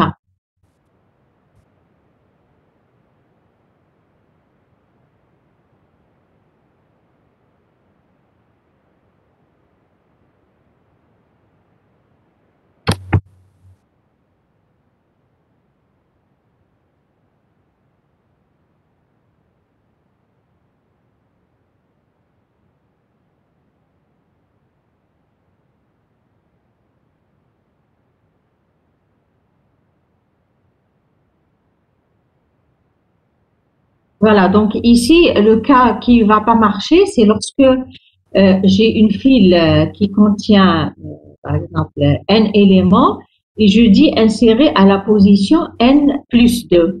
À partir de n plus 2, ça ne va pas marcher. Mais si j'ai une file de n éléments et je demande d'insérer à la position n plus 1, ça va marcher. D'accord, je peux. C'est vraiment à la fin de la file. D'accord, elle va se mettre à la fin. Mais sinon, à partir de n plus 2, je ne pourrais pas parce que je n'ai pas le n plus 1, j'ai juste la n. Il y a une petite différence entre l'insertion et la suppression. Donc, pour insérer une valeur à la position K de la file, on va procéder de la même manière. On va défiler les valeurs dans une file intermédiaire, les K moins une valeur dans la file intermédiaire. Donc, après, il faut voir si on n'arrive même pas à K-1, ça veut dire qu'on n'a même pas K-1 élément. Donc, je ne peux pas insérer à la position K. D'accord. Il faut au moins arriver à K-1. D'accord.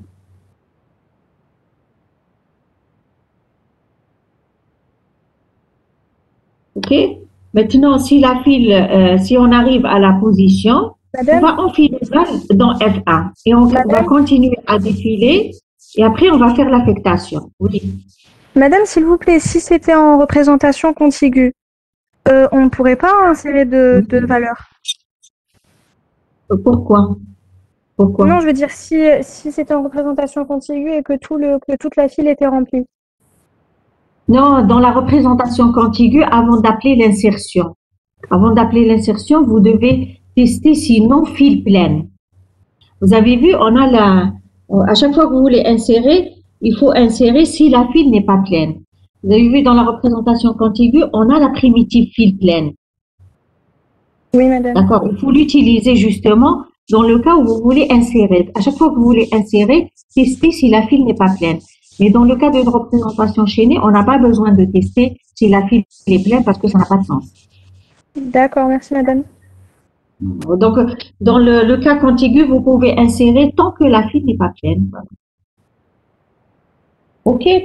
Donc, ici, je disais, on va défiler les K-1. On va regarder si on est arrivé quand même à défiler les K-1. D'accord? Ça veut dire qu'il y a au moins K-1 éléments. On va enfiler la valeur après le numéro K-1 et donc ça va être la valeur numéro K. On va continuer à défiler tout ce qui reste dans F et on va faire l'affectation. Et c'est comme ça que vous insérez donc une valeur dans la file, à la position K. Donc je vous laisse regarder l'algorithme. Ça ressemble beaucoup à ce qu'on a fait avec les piles. Hein.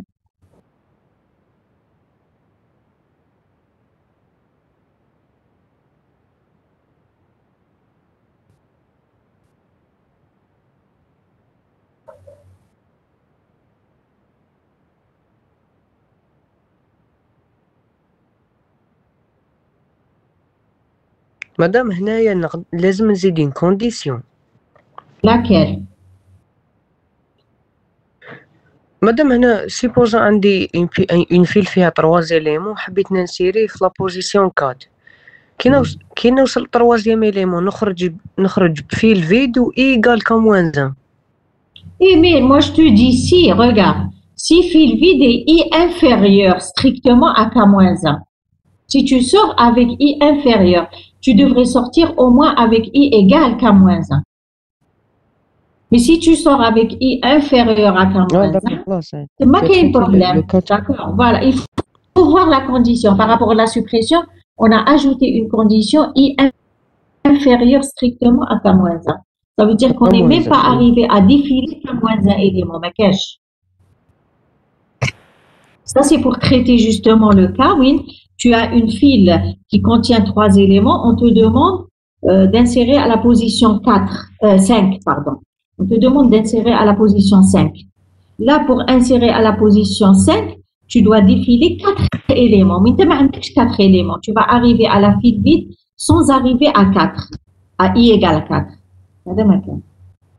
Là, tu diras la position n'est pas bonne, elle est trop grande. Sinon, tu vas quand même enfiler.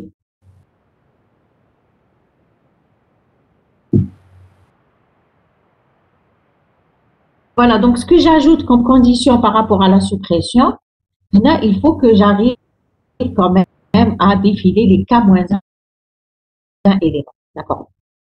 Si je n'arrive pas à K-1, ça veut dire qu'il n'y a même pas K-1 éléments. Et donc, je ne pourrais pas insérer à la position K. Donc, si fil vide de F et I inférieur strictement à K-1, là, je dirais la position est trop grande, sinon il faut enfiler la valeur val. Voilà. Elle se trouvera au rang K. Continuez à défiler les valeurs de F dans F1 et ensuite faire l'affectation.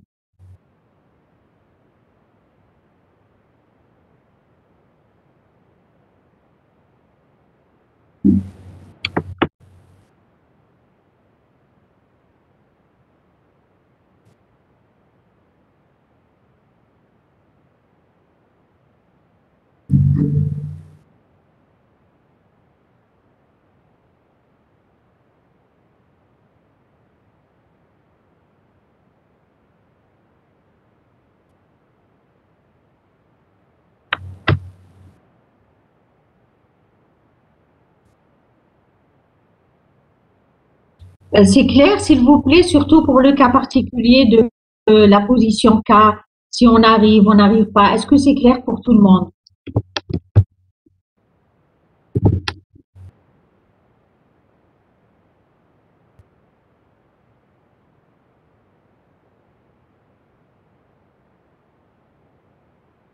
D'accord, ok.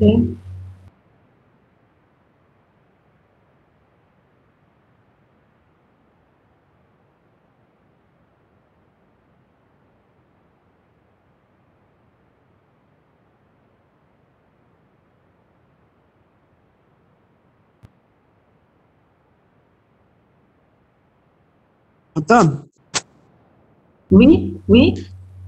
dans cet exercice, on est en train de faire avec une représentation chaînée. Oui, on est en train de faire avec une représentation chaînée, mais bon, ça se voit pas, hein. Le seul cas, comme a dit votre camarade, elle a dit, il y a un cas où je ne pourrais pas insérer. Par exemple, si la file est pleine, je dirais qu'il n'y a plus de place. Là, je dirais si file pleine, impossible d'insérer, sinon je vais insérer. Oui. Mais là, vous voyez, quand je dis enfiler et défiler, je ne me soucie pas trop de la file. Est-ce qu'elle est implémentée de manière contiguë ou de manière chaînée, hein? Je dis enfiler, c'est ajouter, défiler, c'est supprimer. Maintenant, si c'est un vecteur, je vais enfiler dans un vecteur et défiler du vecteur, donc c'est les décalages, les fameux décalages, etc. Si c'est une représentation chaînée, c'est les allocations, libération d'espace, mise à jour de chaînage, etc. Mais là, je ne vois pas, c'est abstrait en fait. Oui, c'est votre question, c'est quoi? Qu'est-ce que ça aurait changé, par exemple, si j'avais dit une représentation vecteur, à part que le vecteur, la représentation contiguë ne permet pas une insertion, donc sans vérifier la file pleine. Qu'est-ce que ça aurait changé d'autre? Non, rien, c'est juste pour le cas où la liste est Oui, oui, on ne se soucie pas ici. Donc, on a dit dans la suite, on va considérer une représentation chaînée, etc.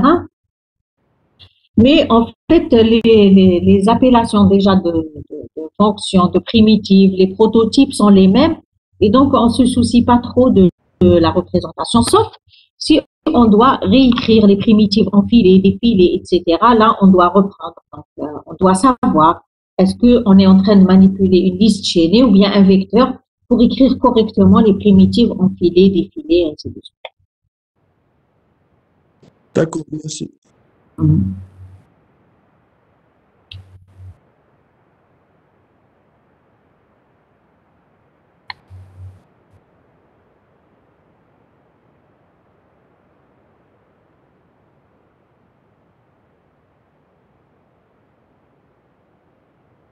Bon, la dernière question, donc elle va être rapide normalement parce qu'elle est très facile. La fusion de deux fils triés. On a fait hier, pas plus tard qu'hier, on a fait la fusion de deux piles triées. On avait dit lorsque je dois fusionner deux piles triées ou la deux structures triées, c'est un algorithme très standard.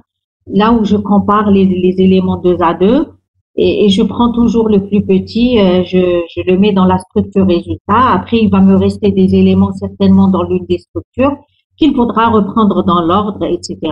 Hier, il y avait le problème lorsque je fusionne deux piles triées dans l'ordre croissant, je vais obtenir une pile triée dans l'ordre décroissant. Donc, il fallait encore l'inverser pour avoir la pile dans l'ordre croissant. Ici, je ne vais pas avoir ce problème parce que lorsque je vais fusionner deux fils triés dans l'ordre croissant, je vais obtenir une file résultat triée dans l'ordre croissant directement. Donc, il n'y a pas à se soucier de l'ordre. C'est le même ordre que je vais garder. Donc, la fusion, c'est très simple. Comparer les têtes de fil, défiler la plus petite valeur, l'enfiler dans C, répéter les étapes jusqu'à ce que A devienne vide ou B devienne vide. Donc, c'est l'une des deux fils qui va se terminer avant. Et puis, les éléments restants, il faut les défiler de la file qui contient encore des éléments vers la file C. Et là, le constat ou la remarque, c'est que la file C sera triée dans l'ordre croissant. Donc, on n'a pas à inverser ou faire quoi que ce soit. D'accord, là, j'espère que vous voyez. Vous avez une file qui contient les valeurs 10, 15, 10, 5, 14, par exemple. Vous avez une file qui contient moins 1, 3 et 26. D'accord? Vous allez avoir, donc vous allez comparer moins 1 avec 10, vous allez trouver que moins 1 est plus petit, donc vous prenez moins 1. Ensuite, vous comparez moins 1 avec 5. Vous allez, non. Oui. Pardon, vous prenez moins 1, non, c'est bon, vous avez pris moins 1. Vous comparez 3 avec 10, vous allez prendre 3. D'accord? Ensuite, vous comparez 5, donc 10 avec 26, vous allez prendre 10. D'accord? 15 avec 26, vous allez prendre 15 et ainsi de suite. D'accord? Voilà, donc vous avez l'exemple ici. Une file A qui contient les valeurs 10, 20, 30 et 70. Une file B qui contient les valeurs 12, 15, 60, 70 et 82. Donc, toutes les deux, elles sont triées dans l'ordre croissant. Et là, bon, vous remarquez que vous avez une valeur qui se trouve dans A, une valeur qui se trouve dans B, la même valeur, la valeur 70. Peu importe. Bon, si on me dit pas sans répétition de valeurs, je vais les prendre toutes les deux, hein. D'accord? Donc, je vais les prendre toutes les deux. Pas de souci. Maintenant, si on me dit sans répétition de valeur, je regarde si la valeur se répète, je vais la prendre une seule fois. Donc, je la prends une fois et je la défile dans les deux fils. D'accord? Voilà. C'est ça le traitement particulier si je ne dois pas répéter les valeurs communes aux deux fils. D'accord? Maintenant, si on ne me dit pas sans répétition, je prends les valeurs comme elles sont. Même si elles se répètent, je vais les prendre. Et voilà ce que vous allez avoir dans votre fil C. Vous comparez 10 et 12, vous allez prendre 10. Ensuite, vous allez comparer 12 et 20, vous allez prendre 12. Vous allez comparer 20 et 15, vous prenez 15. Vous comparez 20 et 60, vous prenez 20. Vous comparez 30 et 60, vous prenez 30. Vous comparez 70 et 60, vous allez prendre 60. Vous comparez 70 et 70, vous allez les prendre tous les deux. Ou bien vous allez prendre un et après vous allez revenir pour prendre le deuxième et ainsi de suite. D'accord? Et ensuite, il va vous rester 82 dans la file B. Vous allez le prendre, même s'il reste 100, 200, etc. Vous allez tous les prendre. Voilà. Donc, l'algorithme, il est simple. Il faut comparer les têtes de fil. Et défiler à chaque fois la plus petite valeur et l'enfiler dans la file résultat. Là, il y a des petits pépins, donc c'est initialisé, ça c'est pile, je ne sais pas parce que j'ai fait du copier-coller, ce que c'est tard le soir. Bon, ne regardez pas la première partie s'il vous plaît, hein. Ne regardez pas, c'est initfil C, hein, c'est tout. Donc la file C, c'est tout. Je vais corriger tout ça.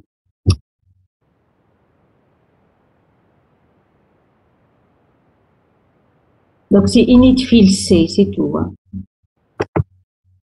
Il n'y a pas les piles, il n'y a pas... Donc.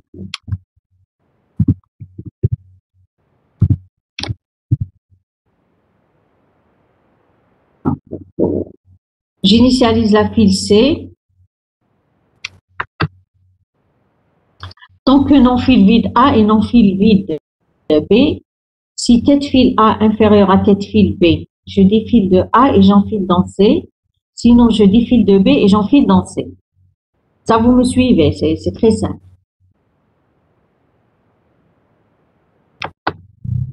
Ensuite, tant que non-fil vide A, je défile, s'il reste des éléments dans A, je vais les défiler de A pour les mettre dans C.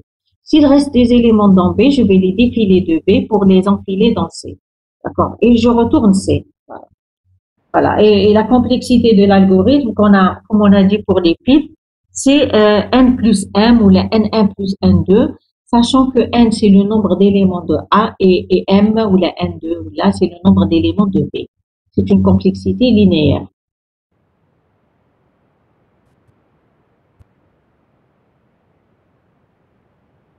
C'est clair, s'il vous plaît, c'est bon pour ces exercices sur les piles, les fils.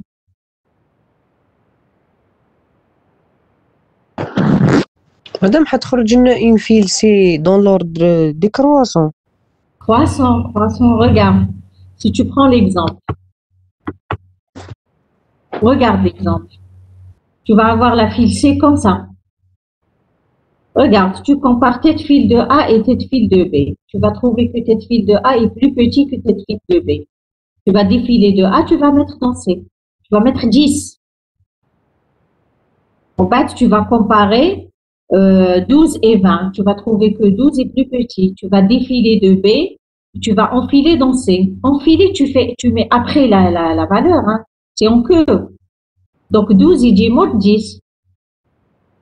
Et 15, il va venir après le 12. C'est une file dans l'ordre croissant, tu vois bien. Pourquoi tu me dis l'ordre décroissant? Hein? مادام ليكزو تاع البارح درنا في لوردر ديكرواسون ولا في لوردر C'est-à-dire que كرواسون؟ c'est la pile, c'est différent. Attention. C'est-à-dire que c'est la pile. C'est ce que je viens de raconter. J'ai dit que la pile, quand tu fais, tu fais la fusion dans l'ordre croissant, tu vas obtenir une pile dans l'ordre décroissant. Et donc, tu es obligé de l'inverser pour avoir la pile dans l'ordre croissant. C'est pas le cas de la file. La pile, c'est LIFO. La file, c'est FIFO.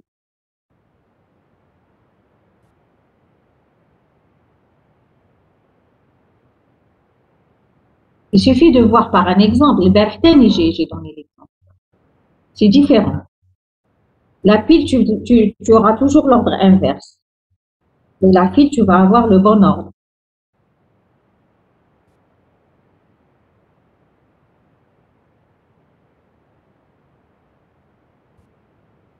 Parce que enfiler, c'est en queue. Et empiler, c'est en tête. C'est au sommet.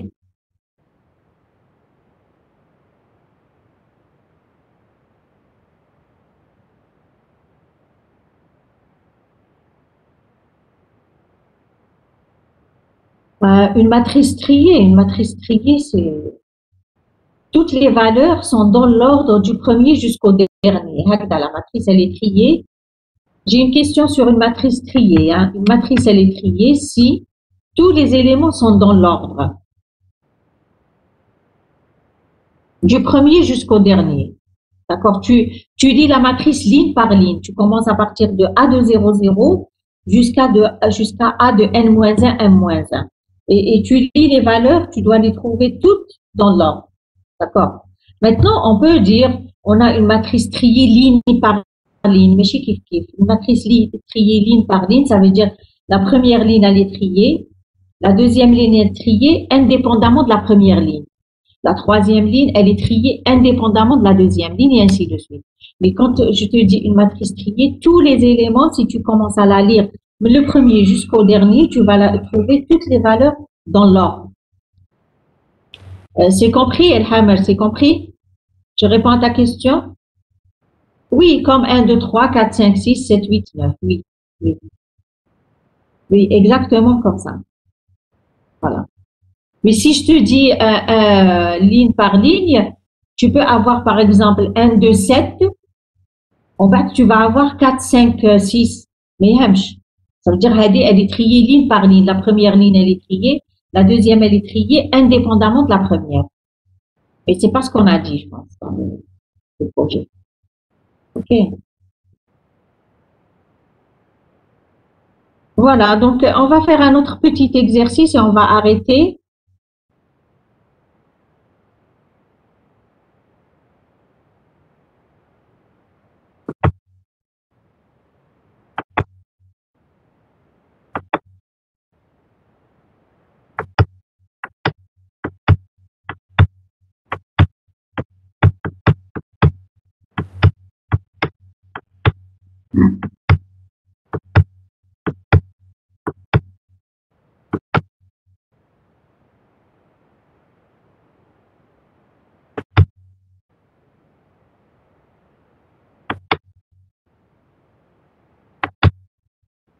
Bon, on va faire l'exercice 4.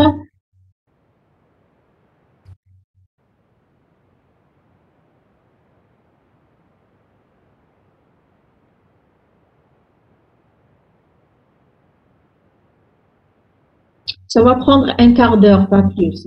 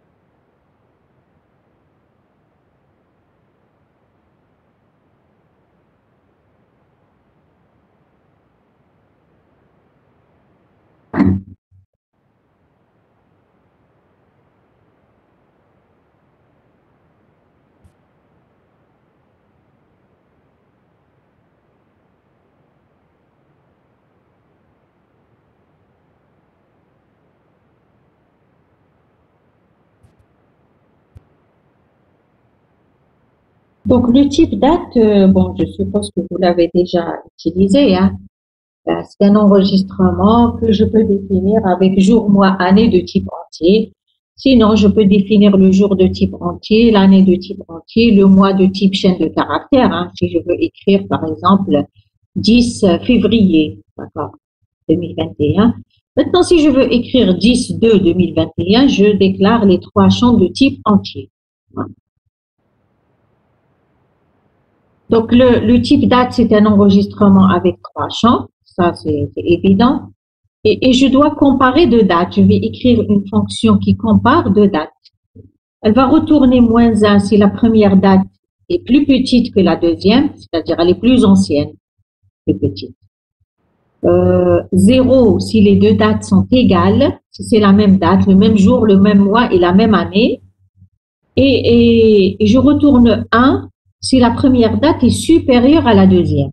Donc, je retourne -1 si la première date est inférieure à la deuxième. 0 si les deux dates sont égales et plus 1 si la première date est supérieure à la deuxième. Comment vous comparez deux dates? Madame, si D point AA est égal, D1 point AA est égal, D2 point AA, tester l'année, le mois, le jour. Voilà, on teste l'année. Donc, si déjà l'année est supérieure, je décide que la première date est supérieure que la deuxième. Si elle est strictement inférieure, je décide que la première date est plus petite que la deuxième, donc je retourne 1 ou le -1. Bon, ben, si les deux années sont égales, c'est-à-dire je suis dans l'année 2021, je vais comparer les mois. Si j'ai le mois de janvier et le mois de février, d'accord? Je vais dire que la première date, si j'ai le mois de janvier dans la première, le 1, et le 2 dans la deuxième. Donc, si le mois est plus petit, je vais retourner -1. Sinon, je vais retourner, si le mois est supérieur, je vais retourner 1. Maintenant, si les deux années sont égales, les deux mois sont égaux, je devrais regarder le jour, d'accord? Et je retourne -1 si le jour de la première date est plus petit. Je retourne 1 si le jour de la première date est plus grand. Et enfin, je vais retourner 0 si le jour des deux dates, si c'est le même jour. Parce que je suis déjà dans le même mois et la même année et le même jour.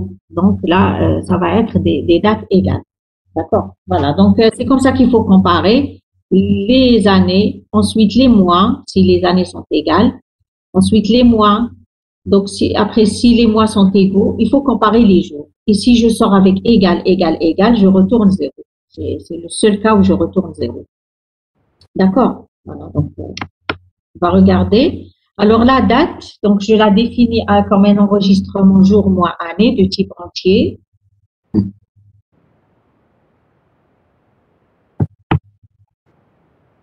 Voilà, la fonction compare. Je vous laisse le temps de lire, s'il vous plaît.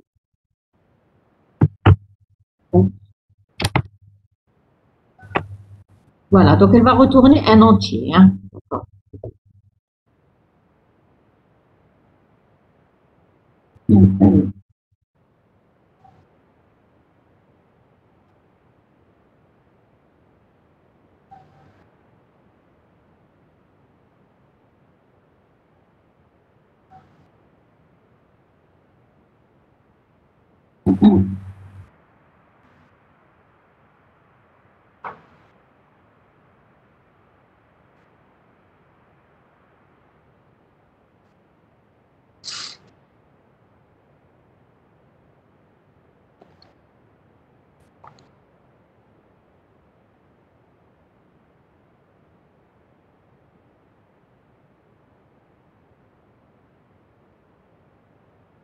Là, vous n'êtes pas obligé, par exemple, de faire les sinon imbriqués, les si sinon, parce que retourner vous fait sortir de la fonction. Donc, si vous allez plus loin que retourner, ça veut dire que c'est le sinon, forcément.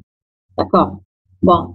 Donc, si vous voulez ne pas écrire les sinon, etc., avoir des si tronqués, c'est pas grave. C'est la même logique que le C. Hein. Quand vous mettez un return, c'est pas la peine de mettre else. D'accord. Vous mettez if condition, return quelque chose, ne mettez pas else. Vous continuez à écrire la suite, c'est tout, parce que le return, il vous fait sortir. Et si vous sortez pas, ça veut dire que c'est un sinon. Bon, moi, j'ai mis comme ça des sinon au style algorithmique, hein, mais après, il faut bien placer les fancy. Donc, si D1 point 1 est supérieur à D2 point 1, aussitôt je retourne 1 parce que la première date est plus grande. Si c'est strictement inférieur, je retourne moins 1. Sinon, si je suis dans la même année, si D1 point mois supérieur à D2 point mois, je retourne 1. Si D1 point mois inférieur à D2 point mois, je retourne moins 1. Sinon, je suis dans la même année et le même mois. Je vais comparer les jours. Si D1 point jour supérieur à D2 point jour, retournez 1. Si D1 point jour inférieur à D2 point jour, retournez moins 1. Le dernier sinon, c'est retourner 0. C'est l'égalité des deux dates. Après, il faut bien placer les fancy, sinon vous enlevez tous les sinon et vous mettez des si tronqués avec des fancy.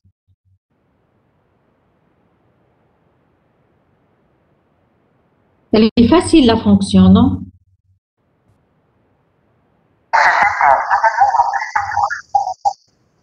Allô? C'est bon, tout le monde a compris. S'il vous plaît, vos micros.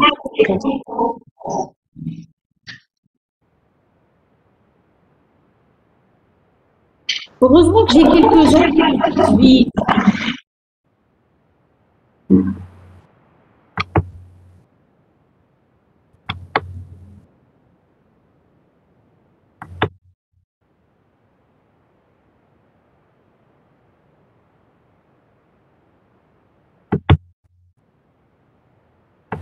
Voilà, donc voilà, la fonction, elle est facile. Maintenant, la dernière question, c'est quoi? Vous avez une pile de dates. Donc, vous allez empiler des dates. La pile, elle est déjà remplie. Hein. Donc, on vous dit, vous avez une pile de dates et vérifiez si la pile est triée par ordre croissant des dates. Donc, définir un type pile permettant de représenter une pile de dates. Donc, il y a le type d'élément qui va changer. Et écrire une fonction qui vérifie si la pile P est triée par ordre croissant. Ça veut dire, est-ce que la plus petite date se trouve au sommet? Et l'autre, elle doit être plus grande. La troisième encore plus grande. La dernière plus grande et ainsi de suite. D'accord? La quatrième plus grande et ainsi de suite. C'est-à-dire si la pile est triée par ordre croissant de date. C'est pour ça qu'on vous a demandé d'écrire la fonction compare. Vous allez l'utiliser pour comparer les dates.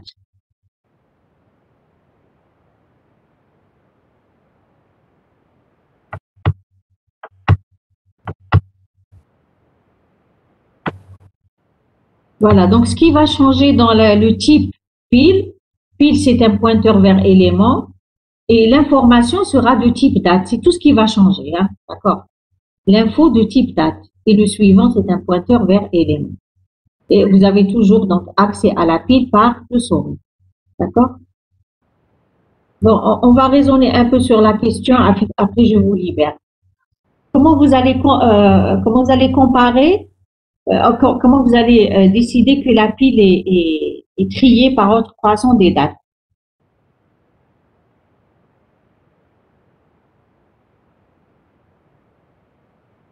C'est-à-dire, est-ce que les dates sont bien rangées dans la pile de la plus petite au sommet jusqu'à la plus grande qui se trouve à la base? C'est ce qu'on veut dire. Est-ce que la pile P est triée par ordre croissant des dates?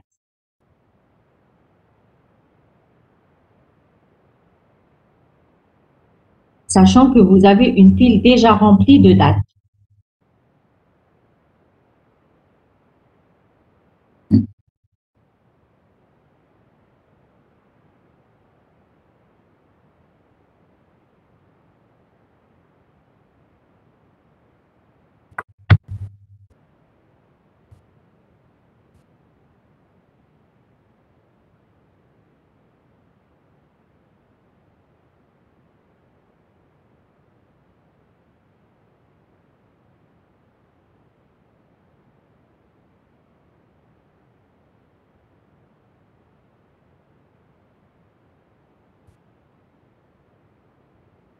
J'attends au moins une réponse. Je ne vous demande pas de m'écrire l'algorithme. Oui, oui. On utilise une pile intermédiaire. Chaque fois qu'on dépile le premier élément, on le compare avec les suivants. Si c'est petit, alors je dépile le deuxième élément et ainsi de suite. Jusqu'à ce qu'on arrive à la fin. D'accord. En fait, votre camarade, il me dit, voilà, qu'est-ce qu'il va faire? Donc, il va dépiler un élément, d'accord? Il va dépiler l'élément du sommet, il va le comparer avec le deuxième, qui devient lui le sommet, d'accord? Donc, il va comparer le premier avec le deuxième. Il va trouver que le premier est plus petit, d'accord? Donc, c'est bon, c'est bon. Donc, après, il va dépiler le deuxième. Le deuxième, il va le comparer avec le troisième, qui devient au sommet. Et s'il trouve que le deuxième est plus petit que le troisième, il va encore continuer, c'est bon, d'accord? Donc, après, il va dépiler le troisième. Le troisième, il le dépile, il va le comparer avec le quatrième. Si le troisième est plus petit que le quatrième, c'est bon. Il va encore continuer jusqu'à ce que la pile devienne vide. Donc, si la pile à la fin devient vide, ça veut dire que tous les éléments étaient bien ordonnés. À chaque fois qu'on prenait deux éléments, on trouvait que l'élément de rang K est plus petit que l'élément de rang K plus 1. Donc, c'était bon. Maintenant, il se peut qu'on s'arrête avant de vider la pile. Pourquoi? Parce qu'on va trouver deux éléments qui sont pas bien ordonnés. On va trouver, par exemple, le troisième élément qui est plus grand que le quatrième. D'accord? Si le troisième élément est plus grand que le quatrième, là, ça peut pas marcher. La pile n'est pas triée dans l'ordre croissant des éléments. Donc, il y a deux cas où, pour arrêter la fonction. Soit que on trouve deux éléments qui sont pas bien ordonnés, il faut arrêter. Il suffit de trouver au moins deux. D'accord. Sinon, tous les éléments sont bien ordonnés, on est en train de les comparer deux à deux, c'est bon, c'est bon, c'est bon, jusqu'à vider la pile. Si on arrive à vider la pile, c'est bon, ça veut dire que notre pile, elle est bien ordonnée. Voilà. Donc, et pour comparer les deux dates, il faut utiliser la fonction compare. D'accord. OK. Voilà.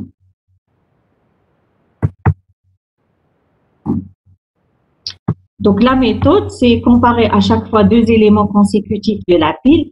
S'ils sont bien ordonnés, ça veut dire que le premier est plus petit que le deuxième. D'accord? Pour cela, il faut dépiler un élément et le comparer avec le sommet de la pile parce que je ne peux pas voir deux éléments. Pour voir les deux éléments, il faut dépiler wahed et voir l'autre au sommet. D'accord? On arrête dès que deux éléments ne sont pas dans l'ordre. D'accord? Sinon, bon, si la pile devient vide, alors l'ordre est bon, sinon la pile n'est pas ordonnée. Si on n'arrive pas à la pile vide, l'ordre n'est pas bon. OK? Voilà, donc c'est ça la méthode. Bon, vous réfléchissez un peu à l'algorithme. On pourra le reprendre rapidement à la prochaine séance. OK?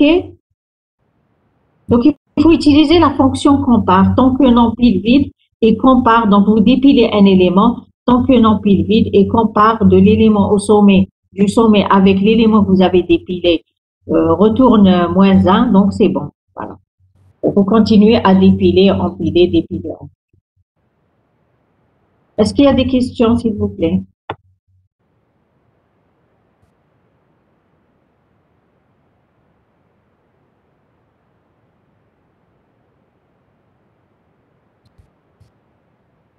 Des questions? Vous êtes toujours là? Oui, madame. Ok, d'accord. Ok. Voilà, donc l'algorithme, il va ressembler à ça, mais je vais pas trop le commenter. Je vais vous laisser le temps de digérer vous-même la méthode à appliquer et raisonner sur l'algorithme.